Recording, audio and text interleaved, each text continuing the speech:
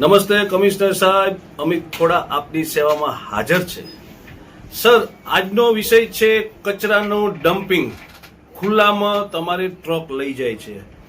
Sir, રોજે રોજની તમારી ગાડી આવે છે ઘરે ઘરે કચરો લેવા. એક કોરીવાર આપણે રેલવે સ્ટેશન પાસે તમારો જે ડમ્પિંગ યાર્ડ છે ત્યાં તમે ભેગો કરો છો.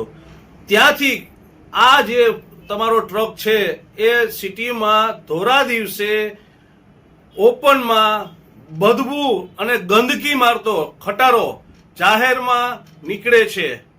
તો સાહેબ, આ ગામના આટલી પબ્લિકને આ કચરો કેવો રોગવાળો હોય તો આમાં કોઈને રોગ ના થાય? આ ટ્રકમાં તમારે ખરેખર તમારા સેનિટેશન વિભાગમાં કહેવું જોઈએ કે આ કચરો ભરો તો આ ટ્રક ઢાંકીને લઈ જાઓ. સાહેબ, ગામના બધા ટ્રકો કોલસીના અને મીઠાના આવે છે, ઢાંકીને આવે છે.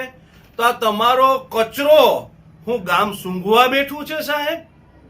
તો સાહેબ, આટલી એક તમારામાં ડિસિપ્લિન હોવી જોઈએ કે આ ગામને તમને રોગ મુક્ત કરો. સાહેબ, આ તમારા કચરા ઓપનમાં લઈ જાઓ છો, એમાં માણસને રોગ થાય છે. તો સાહેબ, આટલી મારી વિનંતી હતી કે આ ટ્રક ઢાંકીને લઈ જાય ને બને તો રાતના સમયમાં લઈ જાય, દિવસમાં ના લઈ જાય, એવી મારી એક વિનંતી છે સાહેબ. તો આ એક મારી રજૂઆત છે, સાંભળો. Thank you.